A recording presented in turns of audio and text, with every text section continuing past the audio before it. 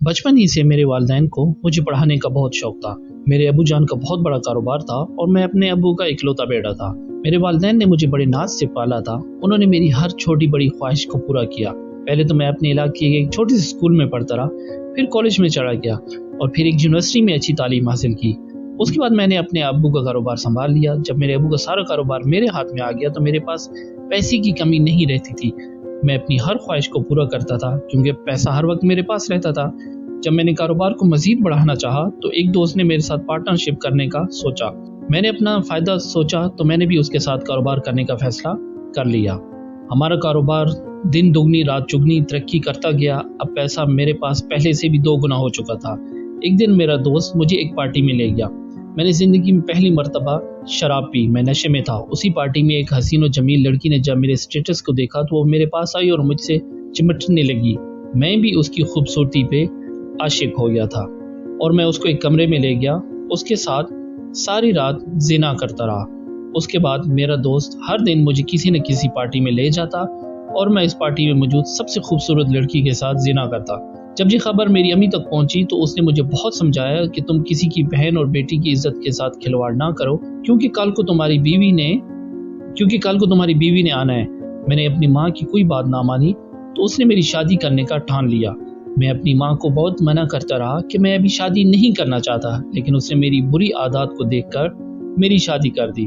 میری بیوی بہت خوبصورت اور حسین و جمیل تھی، لیکن میں نے اپنی بیوی کے ساتھ صرف ایک رات گزاری اور اس کے بعد ہر روز رات کو اپنے دوست کے ساتھ کسی نہ کسی پارٹی میں چلا جاتا اور اس پارٹی میں موجود حسین و جمیل لڑکی کے ساتھ زنا کرتا اور آدھی رات کو گھر واپس آ جاتا۔ یہ سب دیکھ کر میری بیوی بہت تنگ آ چکی تھی۔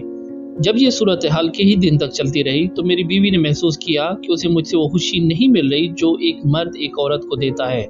پھر شیطان نے اس کے ذہن میں وسوسہ ڈالا اور اس نے سوچا کہ جو خوشی میرا مرد پوری نہیں کر سکتا میں وہ دوسرے مردوں سے حاصل کروں گی۔ اس کے بعد میری بیوی روز رات کو بن سور کے کسی نہ کسی پارٹی میں چلی جاتی اور کسی امیر زادے سے زنا کر کے واپس گھر آ جاتی۔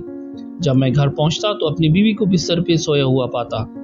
اب میں نے بیوی کے انداز میں بہت تبدیلی محسوس کی، لیکن میں شراب کے نشے میں ہوتا تو مجھے اتنا زیادہ فیل نہ ہوتا۔ ایک دن میرے دوست نے کہا کہ آج میں تم کو ایک ایسی لڑکی کے ساتھ سلاؤں گا کہ تم نے زندگی میں ایسی لڑکی نہیں دیکھی ہوگی۔ اس وقت میں بہت خوش ہوا کہ آج پھر کسی خوبصورت لڑکی کے ساتھ زنا کروں گا۔ اس کے بعد ہم دونوں شہر کے مشہور ہوٹل میں اس لڑکی سے ملنے چلے گئے۔ جب ہم ہوٹل میں پہنچے تو میرے دوست نے کہا لڑکی اندر کمرے میں بن سنور کے بیٹھی ہے، لیکن پہلے میں اس کے ساتھ زنا کروں گا، اس کے بعد تم کمرے میں جانا اور زنا کر لینا۔ میرا دوست کمرے کے اندر گیا اور اس لڑکی کے ساتھ 3 گھنٹے تک زنا کرنے کے بعد باہر واپس آیا اور میں ساتھ والے کمرے میں اس کا انتظار کر رہا تھا۔ جب وہ واپس آیا تو اس نے کہا جاؤ اندر، لڑکی تمہارا انتظار کر رہی ہے۔ میں بھی خوب بن ٹھن کے اندر گیا اور جیسے ہی کمرے کے اندر داخل ہوا تو اس لڑکی کو دیکھ کر میرے پیروں تلے زمین نکل گئی، کیونکہ جس لڑکی کو اس بستر پر دیکھا وہ میری اپنی ہی بیوی تھی۔ جیسے ہی میری بیوی نے مجھے دیکھا تو اس کی آنکھیں پھٹی کی پھٹی رہ گئیں۔ ہم دونوں ایک دوسرے کو بڑی عجیب و غریب نظروں سے دیکھ رہے تھے۔ جب میں نے اپنی بیوی کو دیکھا تو میں اسی وقت اس کے اوپر چیخا چلایا کہ تو ہمارا شور سن کر میرا دوست آ گیا، اور جب اسے پتا چلا کہ جس لڑکی کے ساتھ وہ 3 گھنٹے زنا کر کے گیا تھا وہ میری بیوی تھی تو اس نے سوچا میں ایسے دوست کے ساتھ کیسے کاروبار سکتا ہوں جس کی بیوی ایسے کام کرتی ہے۔ اس نے اس وقت میرے ساتھ کاروبار ختم کر دیا اور میرا کاروبار تباہ ہو گیا۔ میں نے اپنی بیوی کو اسی وقت اسی کمرے میں طلاق دے دی اور واپس آ کر اپنی ماں کے قدموں میں گر گیا اور اپنی ماں سے معافی مانگنے لگا۔